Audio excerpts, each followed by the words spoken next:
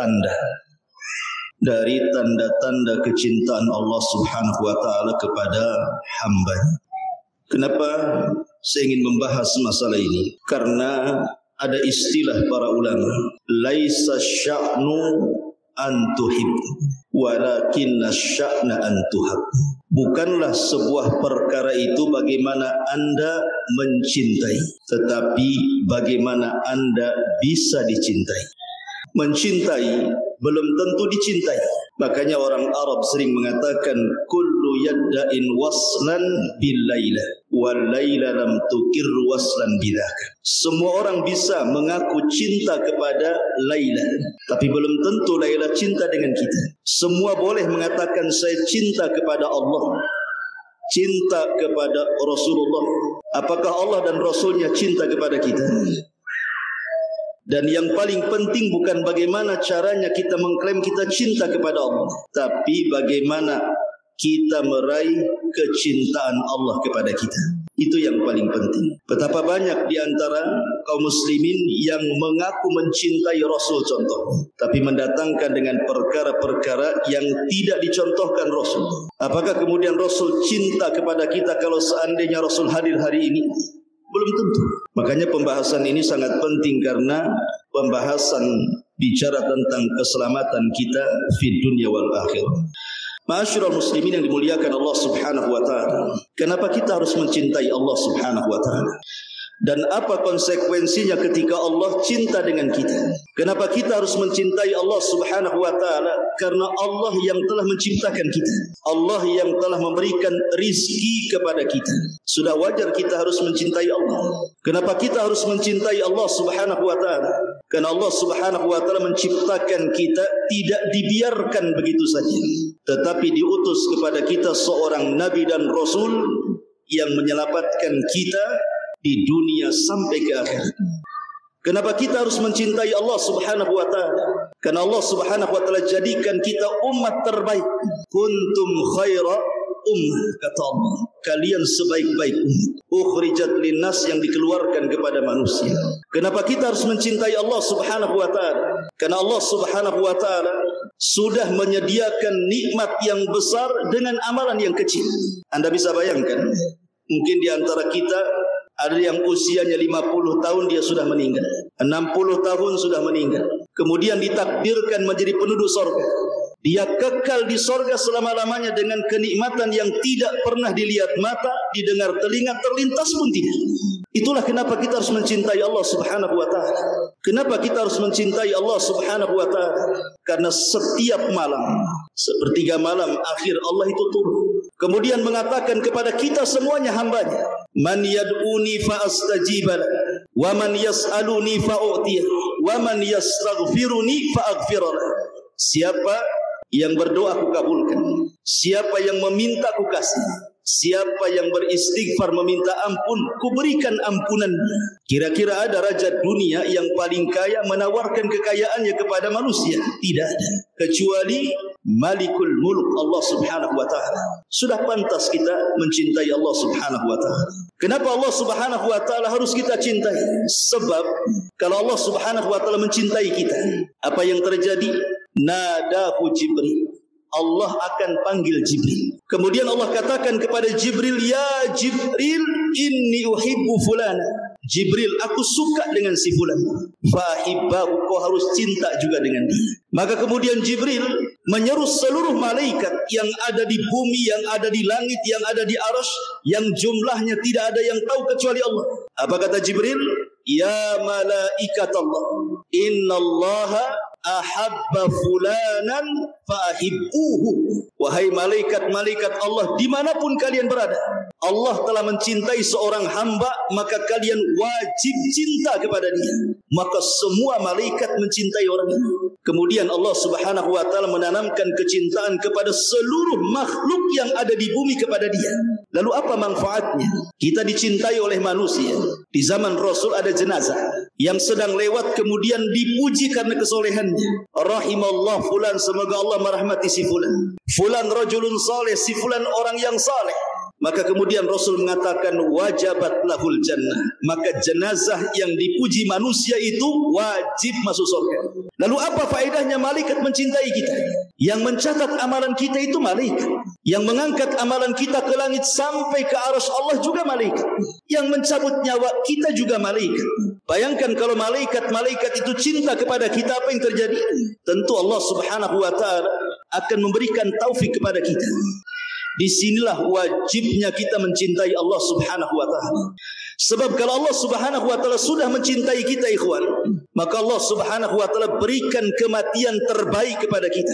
Sebagaimana Rasul mengatakan, innallaha idza ahabba 'abdan ista'malahu.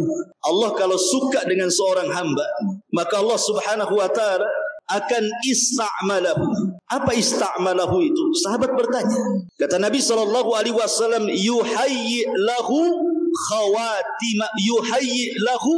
khaira khawatimihi. Maka Allah Subhanahu wa taala akan sediakan kematian terbaik kepada dia.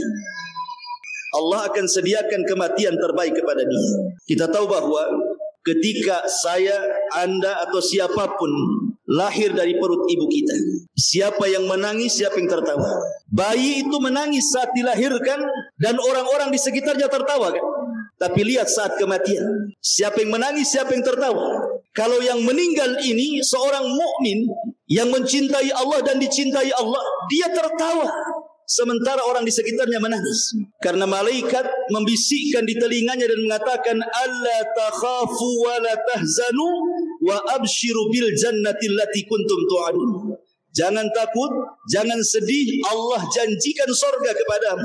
Maka malaikat mengatakan, ya ayyatuhan nafsul mutmainnah, irji'i ila rabbiki radiyatan mardiyah. Hei jiwa yang tenang, keluar.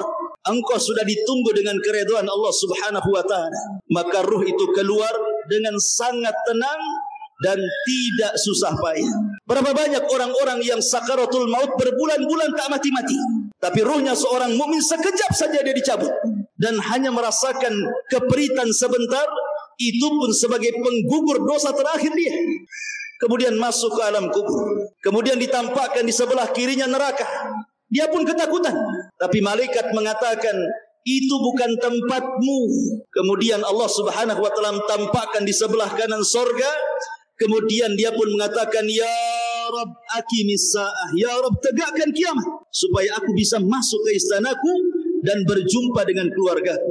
Tapi Allah Subhanahu wa taala katakan, belum waktunya, kiamat masih panjang. Nam naumatal arush. Sebaiknya kau tertidurlah sebagaimana tidurnya pengantin baru. Kemudian dia tidur dengan nyenyak, tiba-tiba kiamat sudah dibangkitkan. Begitulah orang-orang yang mencintai Allah dan dicintai Allah Subhanahu wa taala. Namun apa tandanya? Apa tanda-tandanya bahwa Allah Subhanahu wa taala mencintai seorang hamba? Mencintai kita semua, apa tandanya? Saya akan sebutkan secara ringkas 20 tanda Allah Subhanahu wa taala mencintai kita sebagai hamba-Nya. Yang pertama, tadi saya sudah katakan bahwa apabila Allah Subhanahu wa taala mencintai kita, maka Allah Subhanahu wa taala akan tanamkan kepada seluruh manusia, bahkan bukan manusia, semua malaikat cinta kepada kita. Allah yang tanamkan itu. Malaikat cinta dengan kita dan semua hamba Allah yang ada di bumi suka dengan kita. Dan itu disebutkan pada hadis yang sudah saya katakan tadi, hadis tentang apabila Allah mencintai seorang hamba, maka Allah panggil Jibril dan mengatakan, ya Jibril, aku suka dengan si fulan, kau harus suka juga dengan dia. Maka Jibril kemudian mengatakan kepada seluruh malaikat, Allah mencintai si fulan, kalian semua harus cinta kepada si fulan. Maka semua malaikat cinta kepada si fulan dan Allah tanamkan kecintaan kepada penduduk bumi untuk mencintainya. Yang kedua, tanda Allah Subhanahu wa taala mencintai kita adalah kita dicintakan mendengarkan Al-Quran. Kita dicintakan mendengarkan Al-Quran. Al-Hafidh Ibn Rajab Al-Hambali rahimahullahu ta'ala mengatakan, min a'zami ma yahsulu bihi mahabbatullahi ta'ala minan nawafili tilawatil Quran. Seagung-agungnya seseorang hamba mendapatkan kecintaan kepada Allah Subhanahu wa taala dari perkara-perkara sunnah adalah ketika dia suka membaca Al-Quran dan mendengarkan Al-Quran. Terkadang orang membaca Al-Quran pada waktu-waktu tertentu mungkin kurang berasa, tapi ketika mendengarkan Al-Quran dengan suara yang baik, yang indah, penuh dengan tajwid, tahsin dan juga baiknya makharijul huruf, ternyata baru terasa ke hati. Makanya Nabi SAW pernah memanggil siapa? Abdullah ibn Mas'ud dan mengatakan, Iqra alayyal Quran. Hei Abdullah, bacakan kepadaku Quran. Kata Abdullah ibn Mas'ud radhiyallahu anhu mengatakan, Rasul, Quran ini turun kepadamu. Macam mana aku akan membaca Quran untukmu? Maka Rasul mengatakan, sudah bacakan saja. Maka kemudian Abdullah ibn Mas'ud membaca surah An-Nisa sampai kepada ayat فَكَيْفَ إِذَا جِئْنَا مِنْ كُلِّ أُمَّةٍ بِشَهِيدٍ وَجِئْنَا بِكَ عَلَى هَؤُلَاءِ شَهِيدًا. Kata Rasul, hasbuk, cukup. Karena ayat itu menyinggung Rasul. Rasul sedih pada hari kiamat akan menjadi saksi bagi seluruh umatnya. Maka Rasul menangis dan mengatakan, hasbuka ya ibn Mas'ud, cukup wahai Abdullah ibn Mas'ud. Terkadang kita juga bukan hanya sekedar membaca Quran, perlu juga kita mendengarkan supaya lebih masuk ke sanubari kita. Kemudian yang ketiga, takabbul an-nushi wa amalun bisunnati. Mudah menerima nasihat dan mudah untuk mengamalkan sunnah Nabi. Tanda Allah Subhanahu wa taala cinta kepada kita, maka kita mudah menerima nasihat dan mudah melaksanakan sunnah Nabi. Syekhul Islam Ibn Taimiyah rahimahullahu ta'ala pernah mengatakan, di zaman Rasul ada orang-orang yang mengklaim, mengaku cinta kepada Allah. Jadi ada sekelompok orang, kata Syekhul Islam, di zaman Rasul ngaku-ngaku cinta kepada Allah. Maka Allah Subhanahu wa taala uji mereka dengan menurunkan surah Al-Imran 31. Qul, katakan ya Muhammad kepada mereka, in kuntum tuhibbunallah, kalau kalian betul-betul mencintai Allah, fattabi'uni, ikuti sunnahku, yuhibbukumullah, maka Allah pasti cinta kepada kalian. Kalau seseorang kemudian mengklaim mencintai Allah, tiba-tiba kemudian dia berlaku bid'ah, menyelisih sunnah Nabi SAW, maka itu bukan tanda Allah sayang dengan dia. Karena tanda cinta Allah dengan kita itu, kalau kita suka dengan sunnah Nabi. Karena syarat meraih kecintaan Allah itu adalah dengan cara mengikuti sunnah Nabi SAW. Karena kecintaan tidak bisa hanya di lisan saja, tapi kecintaan itu harus dari lubuk hati yang paling dalam, kemudian dipraktekkan lewat lisan dan badan kita. Abu Talib, orang yang sangat mencintai Nabi. Siapa yang lebih berjasa dalam perjuangan dakwah Nabi melebihi Abu Talib? Abu Talib itu menyerahkan nyawanya untuk membantu Nabi karena sayangnya dengan Nabi. Tetapi apakah cintanya Abu Talib bermanfaat? Tidak juga. Abu Talib tetap masuk neraka walaupun mendapatkan syafaat khusus Nabi. Dan dia tidak pernah keluar dari neraka. Tetapi azabnya diringankan, gitu saja. Cinta Abu Talib tertolak dan tetap harus masuk neraka. Kenapa? Karena Abu Talib tidak pernah masuk Islam. Kemudian juga sebaliknya orang-orang munafik. Di zaman Nabi SAW, Abdullah ibn Ubay ibn Salul dan juga gerombolannya, orang-orangnya, mereka berpura-pura cinta di hadapan Rasul. Lisannya mengatakan, ya Rasulullah, inni uhibbuk, saya cinta dengan kamu. Tapi hatinya penuh dengan kebencian. Masuk surga? Tidak. Allah turunkan kepada Abdullah ibn Ubay ibn Salul, innal munafikina fi darkil asfali minan nar. Orang-orang munafik itu akan diletakkan di intip neraka yang paling dalam. Percuma kecintaannya. Karena kecintaan kepada Allah Subhanahu wa taala mengharuskan kecintaan kita kepada Rasul, dan kecintaan kita kepada Rasul mengharuskan mencintai sunnah-sunnahnya dan membenci orang-orang yang menyelisih sunnahnya. Kemudian yang keempat, tanda Allah cinta dengan kita, maka pasti Allah akan memberikan ujian kepada kita. Karena bagaimanapun seseorang itu kan harus diuji. Seperti Anda punya murid-murid, apakah orang ini cerdas atau orang ini bodoh, kita uji. Maka Allah Subhanahu wa taala juga sama. Apakah kecintaan Anda itu shadik, jujur, ataukah kecintaan Anda ini hanya dusta saja? Maka Allah uji dengan berbagai macam bala, ujian. Terkadang diuji dengan sakit, terkadang diuji dengan ekonomi, diuji dengan keluarga, diuji dengan manusia, diuji dengan macam-macam ujian. Makanya Allah mengatakan, innallaha idza ahabba 'abdan ibtalahu. Allah kalau suka dengan hamba, Allah uji dia. Allah uji dia. Apakah dia sabar atau tidak? Kalau dia sabar, berarti memang dia dicintai Allah Subhanahu wa taala. Kalau tidak sabar, maka dia belum meraih kecintaan Allah. Karena lanjutan hadisnya Rasul mengatakan, faman radiya falahur ridha wa man sakhita falahus sukhtu. Siapa yang ridha dengan ujian, maka Allah senang dengan dia. Siapa yang benci dengan ujian, Allah pun benci dengan dia.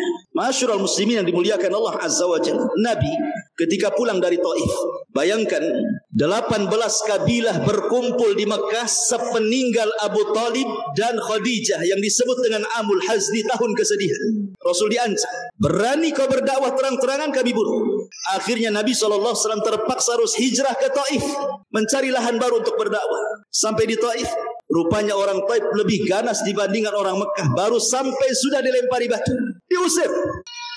Di perjalanan Nabi SAW apa yang dilakukan? Berdoa kepada Allah. Allahumma ashku ilaika dha'fi quwwati. Ya Allah, aku mengadu kepadamu atas kelemahanku dan atas sedikitnya kemampuanku untuk mendakwai mereka. Yang ingin saya katakan, akhir daripada doa Nabi SAW, illam takun alayya sakhatun fala ubali. Ya Rabb, jika perlakuan orang-orang Taif yang melempari aku itu, jika perlakuan orang Taif yang mencaci maki aku, yang mengusir aku bukan bagian daripada azab yang kau timpakan kepada aku, tidak ada masalah. Silahkan orang mau melempari aku, mencaci maki, merendahkan, mengusir, silahkan, asal ini bukan dalam bentuk azabmu kepada aku. Saya tidak peduli. Yang jelas rahmat masih luas diberikan kepada aku. Kalau orang mendapatkan ujian, dia bicara seperti itu, tenang ikhwan. Anda diuji dengan ekonomi, Anda diuji dengan penyakit, Anda diuji dengan keluarga, Anda katakan kepada Allah, ya Rabb, kalau ujian ini bukan azab, enggak ada masalah. Silahkan kau uji aku. Tapi kalau ujian ini azab, na'udzubillah, kita berlindung kepada Allah Subhanahu wa taala. Kemudian yang nomor 5, husnul khatimah. Tanda Allah Subhanahu wa taala cinta kepada kita, maka Allah akhiri kehidupan kita dengan kehidupan yang baik. Kemudian yang nomor 6, tanda Allah Subhanahu wa taala cinta kepada kita, maka kita akan berlaku zuhud. Tahu zuhud? Kata Hasan Al-Basri rahimahullahu ta'ala, zuhud itu artinya meletakkan kekayaan di tangan, tidak meletakkan dunia di hati. Kata Hasan Al-Basri, saya ulangi, makna zuhud itu artinya meletakkan dunia di tangan kita, tidak meletakkan dunia di hati kita. Jadi dunia itu hanya sebatas di tangan. Terkadang dia datang ke tangan, dia pergi dari tangan. Dia tidak pernah masuk dalam hati. Ketika kemudian kita bisa melakukan keyakinan seperti ini, bahwa dunia itu hanya di tangan, maka apabila datang dunia ke tangan, kita tidak terlalu senang. Apabila dunia pergi dari tangan pun, kita tidak terlalu sedih. Kenapa? Karena tidak masuk dalam hati. Dunia itu hanya berpindah-pindah tangan saja. Itulah zuhud artinya. Dan Nabi SAW pernah ditanya, ya Rasulullah, tunjukkan kepadaku amalan yang bisa Allah cinta dengan aku dan manusia pun cinta dengan aku. Maka sahabat mengatakan pertanyaan seperti itu, kata Rasul, izhad fid dunya yuhibbukallah wazhad fi ma indan nas yuhibbukan nas. Zuhudlah terhadap dunia, Allah cinta dengan kamu. Zuhudlah kepada manusia, manusia cinta dengan kamu. Kemudian yang nomor 7, mahabbatul liqa Allah. Berusaha untuk rindu berjumpa dengan Allah. Perjumpaan kita dengan Allah itu 4 kali. 2 di dunia dan 2 di akhirat. Ingat, perjumpaan kita dengan Allah itu 4 kali. 2 di dunia dan 2 di akhirat. 1 saat Anda sholat. Ketika kita sholat itu kita sedang berjumpa dengan Allah. Mana dalilnya? Allah mengatakan dalam Al-Quran, wa innaha lakabiratun illa alal khashi'in alladzina yadhunnuna annahum mulaqu rabbihim. Sesungguhnya sholat itu berat kecuali bagi orang-orang yang khusyuk. Siapa orang yang khusyuk? Orang yang yakin dia sedang berjumpa dengan Allah. Ini perjumpaan yang pertama. Perjumpaan yang kedua, saat ruh dicabut. Saat ruh kita dicabut, kemudian dibawa oleh malaikat, rusulul malaikat, rusulul maut, dibawa ke langit pertama, ketiga, keempat, sampai ketujuh, kemudian berjumpa dengan Allah. Kemudian Allah katakan, kembalikan ruhnya ke dalam jasad, naikkan catatannya sampai ke iliyin. Kemudian yang ketiga, saat berada di padang mahsyar. Wa jaa rabbuka wal malaku saffan saffa. Rabb datang, malaikat bersaf-saf.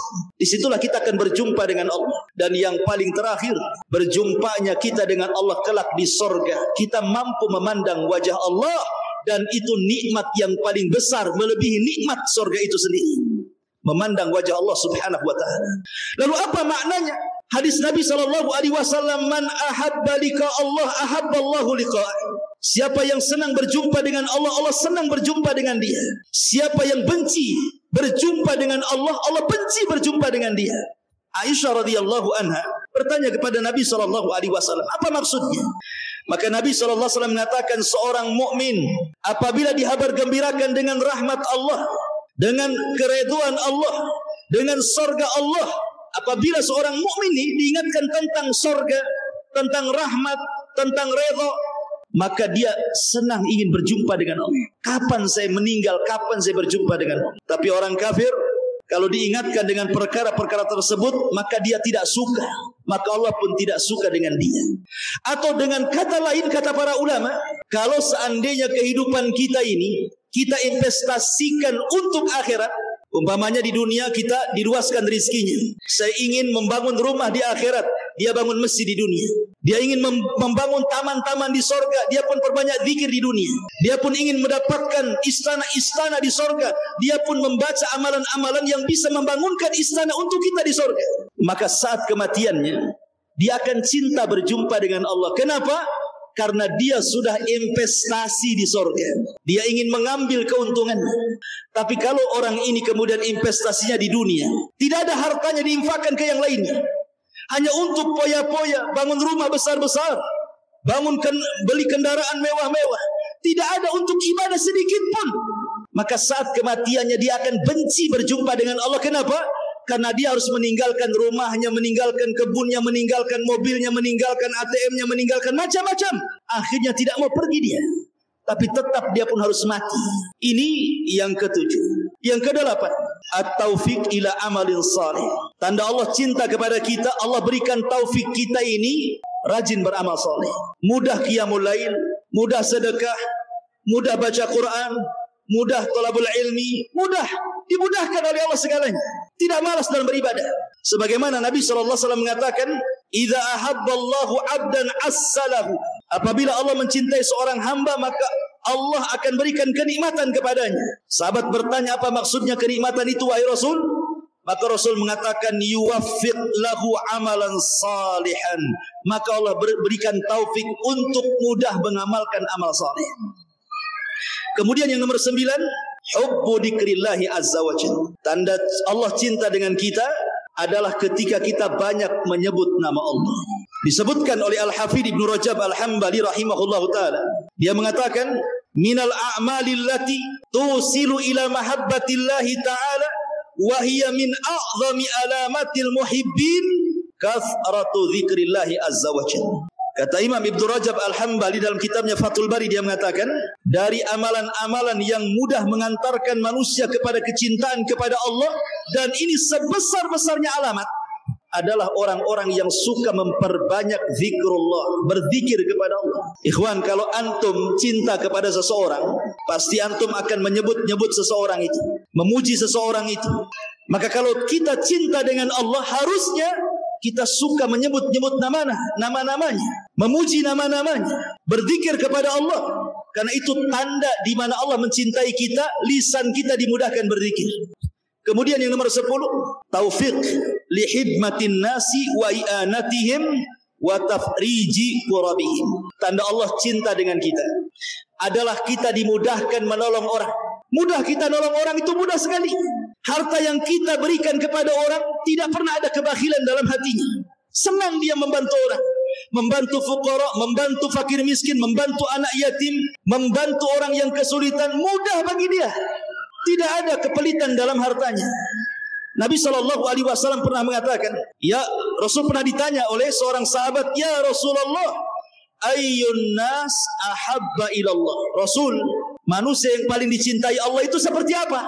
Maka Rasul mengatakan, ahabbun nas ilallahi anfa'uhum linnas. Manusia yang paling dicintai Allah adalah manusia yang paling banyak bermanfaat kepada manusia.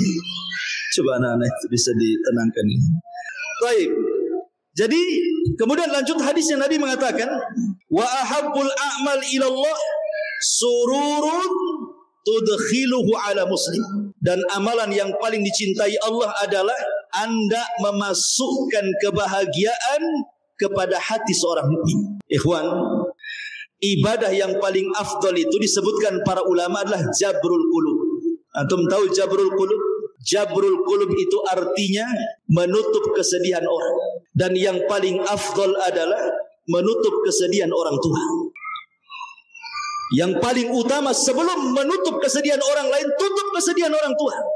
Kisah Nabi Yusuf alaihi salatu wassalam. Ketika Yusuf alaihi salatu wassalam memboyong ayahandanya, saudara-saudaranya yang sudah pernah menyakitinya, memasukkan dia ke sumur, kemana? Ke Mesir. Kemudian Yusuf menceritakan kepada bapaknya kenapa dia sampai di Mesir. Yusuf hanya mengatakan bahwa penjaralah yang menjadikan aku seperti ini. Coba bayangkan, penjaralah yang menjadikan aku seperti ini. Yusuf tidak menceritakan kejahatan saudaranya. Tidak mengatakan, wahai ayahku, orang ini loh, saudara-saudaraku yang masukkan aku ke sumur, akhirnya aku dibawa pedagang. Enggak. Yusuf tidak pernah menceritakan. Padahal Yusuf manusia juga kan begitu. Yusuf hanya menceritakan soal penjara. Ini menunjukkan apa? Dia jaga hati bapaknya. Itulah namanya jabrul qulub namanya. Terkadang kita ini tidak pandai untuk menutup jabrul qulub, hati orang lain itu.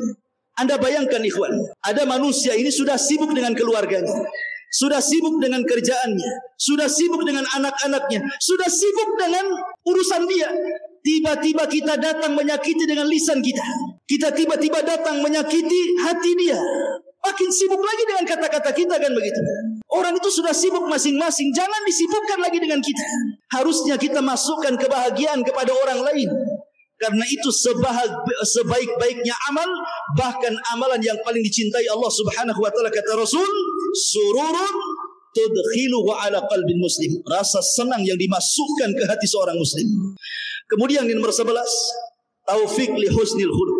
Tanda Allah cinta kepada kita tampak dari akhlak kita. Akhlak itu terbagi 3. Dari leher ke atas, kemudian kedua tangan, dan dari atas kepala sampai kaki. Kita ulangi. Saya ulangi. Akhlak itu ada 3. Leher ke atas, dari atas kepala sampai kaki, dan kedua tangan. Maksudnya apa? Leher ke atas. Leher ke atas ini ada lisan. Dia tidak mengucapkan kecuali yang santun. Dia punya mata, tidak pernah melotot kepada orang. Dia punya telinga, tidak mendengar kecuali yang halal. Dan dia tidak pernah akalnya kemudian memikirkan sesuatu yang jahat. Kemudian tangan, suka membantu orang, ringan tangan. Kemudian dari atas kepala sampai kaki, kalau dia bicara dengan orang, dia tidak menghadap tempat lain. Dia hadapkan kepada orang yang diajak bicara, walaupun dia lebih rendah daripada kita. Itu akhlak, kata ulama. Kalau kita bisa melakukan 3 hal ini, maka Anda berakhlak. Dan akhlak itu tanda Allah cinta dengan kita. Kemudian yang nomor 12, taufik ila fi'lil faraid wan nawafil. Tanda Allah cinta kepada kita, kita suka melaksanakan yang wajib dan tidak berhenti dari yang sunnah. Dalam hadis qudsi, Allah Subhanahu wa taala berfirman, "Man 'adali waliyan faqad adzantuhu bil harb." Siapa yang memusuhi waliku, maka dia telah mengumumkan perang denganku, kata Allah. Kemudian kata Allah dalam hadis qudsinya, "Wa ma taqarraba 'abdi bi syai'in ahabbu ilayya mimma aftaradtuhu alaihi wa ma yazalu 'abdi yataqarrabu bin nawafil hatta uhibbahu fa idza ahbabtuhu kuntu sam'ahu alladhi yasma'u bihi wa basarahu alladhi yabsiru bihi wa yadahu allati yabtishu biha wa rijlahu allati yamshi biha wa la in sa'alani la utiyanna wa la in ista'adzani lau idzanna. Apa artinya? Allah mengatakan, tidaklah seorang hamba melakukan sesuatu yang paling aku cintai melebihi melaksanakan yang wajib. Dan apabila hamba ini menambah dengan yang sunnah dan tidak berhenti, karena bahasanya yataqarrab fi'lul mudhari. Fi'il mudhari itu maknanya hal wal mustaqbal. Artinya terus menerus melaksanakan sunnah. rawatibnya, duhanya, qiyamul lailnya, puasa Seninnya, Daudnya, dan begitu seterusnya.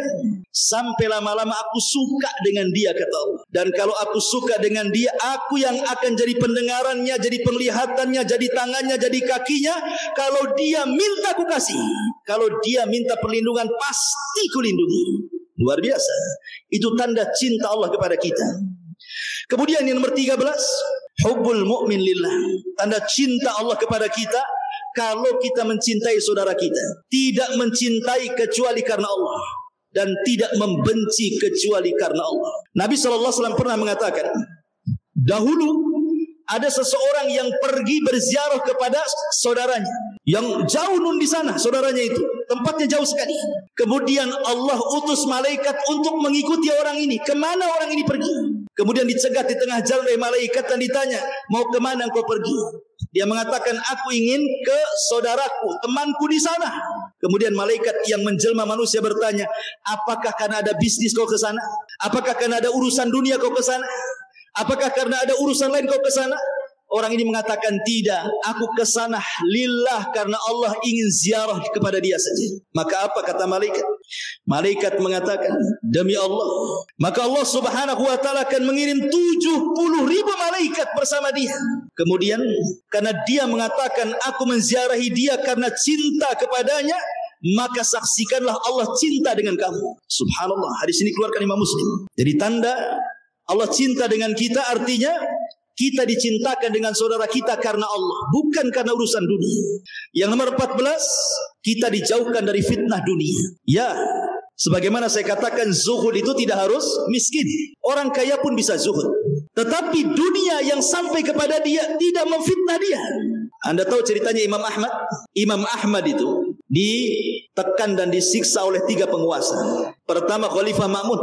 Ketika itu Imam Ahmad diminta untuk berjumpa dengan Khalifah Ma'mun untuk disiksa. Tapi Imam Ahmad berdoa, ya Allah, jangan pertemukan wajahku dengan Ma'mun. Akhirnya belum berjumpa, Ma'mun meninggal. Kena doanya Imam Ahmad. Doa yang dizalimi, mustajab. Kemudian Khalifah Ma'mun berwasiat kepada keponakannya Al-Wathiq, jangan tinggalkan akidah Mu'tazilah. Akhirnya Wathiq pun tetap menyiksa Mu'tasim dulu. Khalifah Mu'tasim pun tetap kemudian mengambil pandangan Mu'tazilah dan menyiksa para ulama. Sampai 4 ulama besar meninggal di penjara. Muhammad ibn Nuh meninggal di penjara. Nu'aim ibn Hamad meninggal di penjara. Al-Buaiti meninggal di penjara. Kemudian An-Nasr Al-Khuzai meninggal di penjara. Kecuali Imam Ahmad selamat, dia tidak meninggal di penjara. Ketika Mu'tasim meninggal, ganti dengan Wathiq. Kemudian Wathiq meninggal, disiksa juga Imam Ahmad, ganti dengan khalifah yang keempat, namanya Mutawakkil. Barulah di zaman Mutawakkil 2 tahun berkuasa, ahli sunnah kembali tinggi, Mu'tazilah hilang. Sehingga Imam Mutawakkil ingin menghormati Imam Ahmad, dikasih uang banyak-banyak, hadiah banyak-banyak, sebagai imbalan dan sebagai penebusan dosa para penguasa sebelumnya. Kasih uang banyak. Tapi Imam Ahmad menolaknya, dikembalikan kepada penguasa. Kenapa? Kata Imam Ahmad, hadiah ini lebih jahat fitnahnya dibandingkan aku masuk penjara, kata. Itulah Imam Ahmad. Tetapi bukan berarti kemudian zuhud dan wara itu diartikan kita harus menjauh dari dunia. Tidak. Sufyan Ats-Tsauri itu orang kaya. Sufyan Ats-Tsauri itu orang kaya raya, ulama kaya raya, dan dia percontohan orang zuhud. Dikatakan kepada Sufyan Ats-Tsauri, wahai Sufyan, engkau kan imamnya para orang-orang zuhud, kenapa kau kaya kali, katanya. Apa jawaban Sufyan Ats-Tsauri? Ya, likai la atamandalu alal muluk, katanya. Kenapa saya harus kaya, kata Sufyan Ats-Tsauri? Biar aku tidak menjilat penguasa, biar tidak aku mencari keuntungan di penguasa, sehingga lisanku terkunci untuk menyampaikan kebenaran. Kalau aku kaya, aku bisa bicara sesukaku, kata Sufyan Ats-Tsauri. Jadi zuhud tidak mesti miskin. Kaya pun boleh zuhud. Yang penting letakkan kekayaan di tangan, jangan dimasukkan ke dalam hati. Itu kuncinya saja. Kembali bahwa tanda Allah cinta dengan kita ketika kita dijauhkan dari fitnah dunia. Kemudian yang nomor 14, tanda cinta Allah kepada kita, maka kita diilhamkan untuk mudah taubat, untuk mudah istighfar, dan tidak terus-menerus melakukan dosa. Sebagaimana perkataan Syekhul Islam Ibn Taimiyah rahimahullah ta'ala, idza ahabballahu 'abdan alhamahu at-taubata wal istighfar wa lam yusiru ala dzunub. Kata Ibnu Taimiyah, Apabila Allah cinta dengan seorang hamba, Allah ilhamkan taubat, istighfar, dan dia tidak menerus dalam dosa. Kemudian yang nomor 16, Allah berikan taufik kepada dia sikap rifq wal lin, kelembutan, kesantunan. Sebagaimana Rasul mengatakan, innallaha idza ahabba ahla baitin adkhala alaihimur rifq. Jadi kalau Allah cinta dengan satu keluarga, umpamanya keluarga kita dicintai Allah nih, apa yang terjadi? Allah akan tanamkan kelembutan dalam keluarga itu. Suaminya akan lembut sama istrinya, istrinya akan lembut sama suaminya, orang tuanya lembut kepada anaknya, anaknya lembut kepada orang tuanya. Begitulah tanda cinta. Tapi kalau seandainya dalam rumah tangga itu saling bertengkar, anaknya bermasalah, istrinya bermasalah, suaminya bermasalah, berarti ini bukan tanda Allah cinta dengan keluarga itu. Kemudian yang nomor 17, Allah akan berikan taufik di mana seseorang akan dimudahkan untuk meraih kekuatan iman. Sebagaimana Rasul mengatakan, sebagaimana Abdullah ibn Mas'ud radhiyallahu anhu mengatakan, innallaha ta'ala qasama bainakum akhlaqakum kama qasama bainakum arzaqakum. Wa innallaha ta'ala yu'til mal man ahab wa ma la yuhib wa la yu'til iman illa man yuhib. Kata Abdullah ibn Mas'ud radhiyallahu an, Allah itu telah membagi akhlak-akhlak kalian sebagaimana Allah membagi rizki-rizki kalian. Dan Allah Subhanahu wa taala memberikan harta kepada orang yang dicintainya dan kepada orang yang tidak dicintainya. Subhanallah. Rupanya harta itu bukan tanda kebaikan. Orang banyak harta itu bukan tanda kebaikan. Kenapa? Karena harta itu diberikan kepada orang yang dicintai Allah ataupun orang yang dibenci Allah. Orang kafir kaya, orang Islam kaya. Namrud kaya, Sulaiman kaya. Abu Bakar kaya, Abu Lahab juga kaya. Qarun kaya. Jadi harta itu bersyarikat antara mukmin dan kafir. Tetapi kata Abdullah bin Mas'ud, wala yu'til iman illa man yuhib. Dan tidaklah Allah memberikan iman kecuali kepada orang yang dicintainya saja. Kemudian yang nomor 18, seseorang apabila dicintai Allah Subhanahu wa taala tandanya adalah dia redha dengan qada wal qadar. Redha dengan qada wal qadar. Karena ketika seseorang mendapatkan musibah, betapa banyak orang-orang yang tidak redha dengan qada dan qadar. Padahal tanda cinta Allah dengan kita itu kalau kita redha dengan qada dan qadar. Keputusan Allah itu sudah dicatat. Kalau hari ini saya mendapatkan musibah, memang sudah dicatat 500 tahun sebelum Allah menciptakan langit dan bumi. Mau apa? Makanya kenapa beriman kepada qada dan qadar itu penting. Kenapa? Kalau datang kebahagiaan, kalau datang nikmat tidak terlalu senang, kalau mendapatkan musibah tidak terlalu sedih, karena semua sudah dicatat di Lauhil Mahfuz. Kemudian yang nomor 19, tanda cinta Allah kepada kita adalah tana'um bitta'ah, merasa lezat saat mengerjakan ketaatan. Kayaknya khusyuk salat itu, baca Quran sedap. Salat malam tak ada ngantuk, senang dia. Kalau orang disenangkan untuk beribadah, berarti tanda Allah cinta dengan dia. Dan yang terakhir, tanda Allah Subhanahu wa taala cinta dengan kita. Allah permudah semua proses dia, sejak hidup, kematian, alam kubur, hisab, sampai Allah masukkan ke dalam surga. Allah mudahkan semua. Fa amman a'ta wattaqa wa saddaqa bil husna fasanu yassiruhu lil yusra. Apa makna fasanu yassiruhu lil yusra? Fasanu yassiruhu, maka kami mudahkan jalannya, yang dia sudah mudah berjalan di situ. Dia sudah mudah melakukan salat, melakukan puasa, melakukan zikir, baca Quran, mudah bagi dia. Allah mudahkan lagi sehingga dia diakhiri kehidupannya dengan kemudahan. Masuk kuburan Allah mudahkan, masuk padang mahsyar Allah mudahkan, titian siratal mustaqim Allah mudahkan, masuk ke dalam surga pun Allah mudahkan. Dan itulah tanda Allah cinta dengan kita.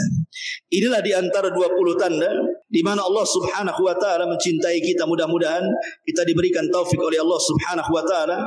Allah mencintai kita dan kita senantiasa mencintai Allah Subhanahu wa taala. Wallahu a'lam. Mudah-mudahan yang sedikit bermanfaat. Subhanallah bihamdika asyhadu an la ilaha illa anta astaghfiruka wa atubu ilaik. Allahu ta'ala. Assalamualaikum warahmatullahi wabarakatuh.